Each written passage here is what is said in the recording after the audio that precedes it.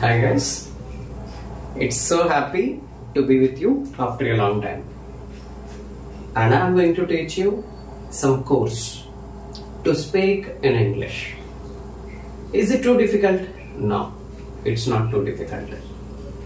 How many days it needs? I hope 20 days are more than enough making one person speaking in English. Okay, I don't want to waste your time. I want to go to the topic.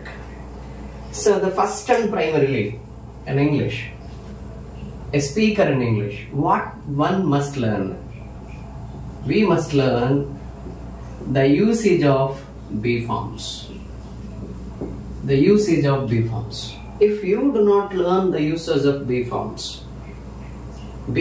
అనేవి ఎలా వాడాలి అనేది మనకి తెలియకపోతే ఇంగ్లీష్ని ఎప్పటికీ నేర్చుకోలేమన్నమాట. ఎలా వాడాలి, అసలు బి అంటే ఏమిటి, బి ఫార్మ్స్ ఇంగ్లీష్లో ఏమున్నాయి, ఇవన్నీ కూడా క్లియర్ కట్గా నెమ్మదిగా మనం యూసేజ్తో పాటుగా నేర్చుకోవచ్చు. బి అంటే ఏంటి? బి అంటే ఎగ్జిస్టెన్స్ అండి. బి మీన్స్ ఎగ్జిస్టెన్స్ అంటే ఉండుట. ఏంటది? ఉండుట. బీ దేర్ అంటే అక్కడ ఉండు అని. బీ దేర్ అంటే ఏంటి? అక్కడ ఉండు. బీ హియర్ అంటే ఇక్కడ ఉండు. ఓకేనా? బీ హియర్ అంటే ఇక్కడ ఉండు. బీ దేర్ అంటే అక్కడ ఉండు లేదా అక్కడ ఉండు. ఓకేనా? తర్వాత బీ హానెస్ట్. బీ హానెస్ట్ అంటే ఏంటండి? హానెస్ట్ అంటే నిజాయితీగా. హానెస్ట్ అంటే నిజాయితీగా. నిజాయితీగా ఉండడం, నిజాయితీగా ఉండు. Be honest. బీ హానెస్ట్ నిజాయితీగా ఉండు. తర్వాత బీ జెన్యూన్. బీ జెన్యూన్ అది కూడా నిజాయితీగా ఉండు. Be genuine. Be genuine. Okay. So be punctual. Be punctual. Punctual అంటే ఏంటండి? పంక్చువల్ అంటే నథింగ్ బట్ క్రమం అన్నమాట. Time, in time. Be punctual సమయస్ఫూర్తిగా ఉండు లేదా ఇన్ టైంలో ఉండు. టైం ప్రకారంగా, అకార్డింగ్ టు ద టైం అనమాట. బీ పంక్చువల్, టైంలో ఉండాలి. టైం దాటిపోయిన తర్వాత ఆలస్యంగా ఉండడం కాదండి. సో ఇక్కడ బీ అంటే ఉండుట, అక్కడ ఉండు, ఇక్కడ ఉండు. Be there, be here, be honest, be genuine, be punctual. Be punctual అంటే టైం మెయింటెనెన్స్ అనమాట. పంక్చువాలిటీగా ఉండు అని, పంక్చువల్ గా ఉండు అని. ఓకే. ఇలా మరి డోంట్ బీ అని కూడా అంటారు కదా ఒక్కొక్కసారి. మరి దాని మీనింగ్ ఏంటి అంటే డోంట్ బీ రూడ్. రూడ్ గా ఉండొద్దు అని. Don't be rude. Okay. And don't be foolish. Foolish గా ఉండొద్దు. Don't be foolish. ఫూలిష్ గా ఉండొద్దు అని. ఓకేనండి. డోంట్ బి అంటే ఉండొద్దు లేదా ఉండకూడదు అని. బి అంటే ఉండు, ఉండాలి, అక్కడ ఉండు, ఇక్కడ ఉండు, ఇట్లాంటివి అనమాట. ఓకేనా? మరి ఇంగ్లీష్ లో ఈ ఫార్మ్స్ ఏమున్నాయి? బి అంటే ఉండుట అని నేర్చుకున్నామా. ఇక్కడ బి ఫార్మ్స్ ఏంటి అసలు అంటే ఈస్, యామ్, ఆర్, ఆర్ అనమాట. Is, am, are. ఇవి దేని ఇండికేట్ చేస్తాయి? ప్రెసెంట్ అంటే ప్రస్తుతం ఉండుట. ఐ ఆమ్ హియర్ అంటే నేనున్నాను, నేనున్నాను, ప్రస్తుతం ఉన్నాను కదండి, నేనున్నాను అని. వీఆర్ హియర్ మనం అందరం ఇక్కడ ఉన్నాము లేదా మేమందరం ఇక్కడ ఉన్నాము అని. ఓకేనా? సో ఉండుట అనే మీనింగ్. మరి ఇంకొక దాంట్లో స్టేట్ చేస్తూ ఉంటది అది. అంటే ఎలా ఉన్నాను, ఏ పొజిషన్ లో ఉన్నాను. What are you? I'm a teacher. What are you? I'm a lecturer. What are you? I'm a student. What is your father? My father is a scientist. What is your father? My father is a farmer. ఓకేనా? అంటే state చేస్తూ ఉంటది అనమాట. ఏ పరిస్థితిలో ఉన్నాము లేదా ఏ job లో ఉన్నాము, ఎలా ఉన్నాం, ఏ ఎగ్జిస్టెన్స్ లో ఉన్నాం అనే విషయాన్ని గురించి ఇది చెప్తా ఉంటది అనమాట. ఏ జాబ్ లో ఉన్నాం. He is a farmer. He is an engineer. He is an architect. What is your father? He is an engineer or an architect or a farmer. What is your mother? My mother is a housewife. My mother is a housewife. అంతేనండి. ఈ విధంగా ఉంటాయి. ఓకేనా? ఒకటి job లేదా stating చెప్తా ఉంటది, ఒకటి ఎగ్జిస్టెన్స్ చెప్తా ఉంటది. నేను ఉన్నాను, మనం ఉన్నాము, వాళ్ళు ఉండేవారు అంటే was ఆర్ వర్ అన్నమాట.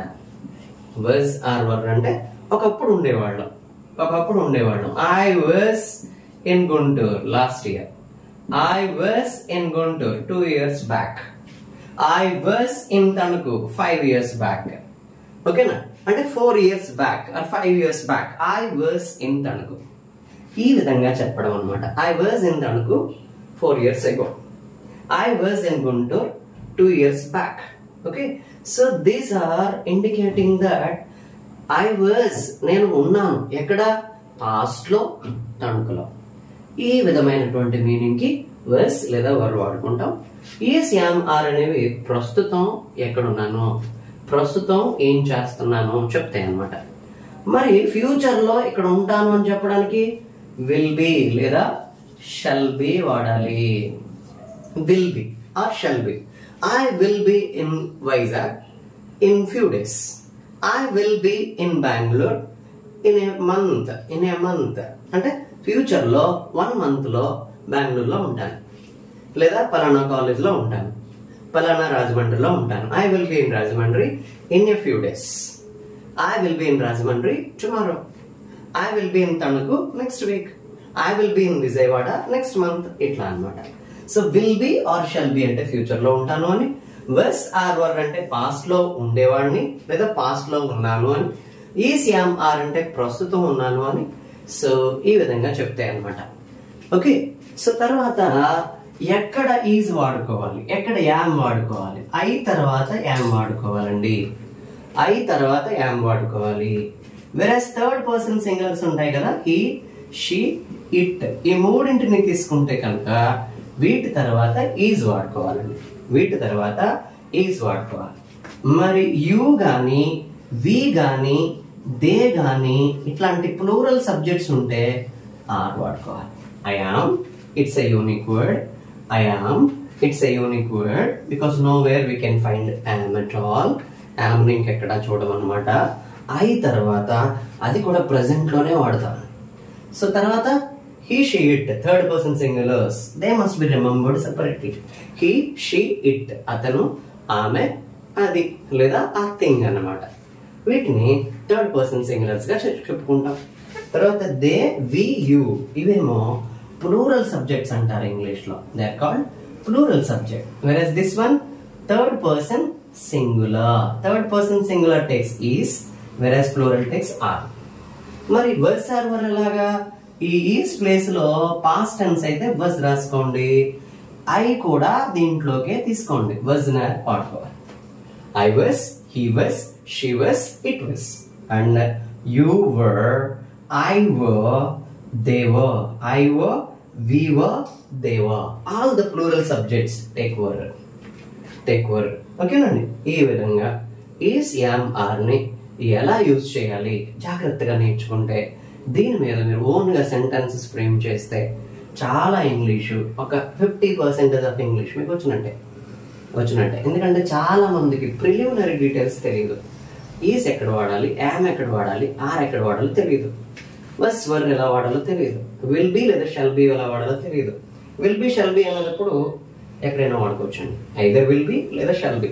నేనేం చేస్తానంటే ఐ, వి తర్వాత షల్ లేదా shall be వాడుకుంటానండి.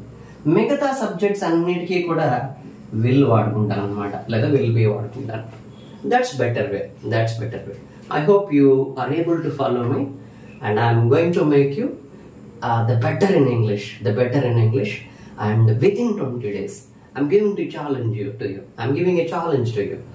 You will be perfect enough in spoken, in especially English spoken.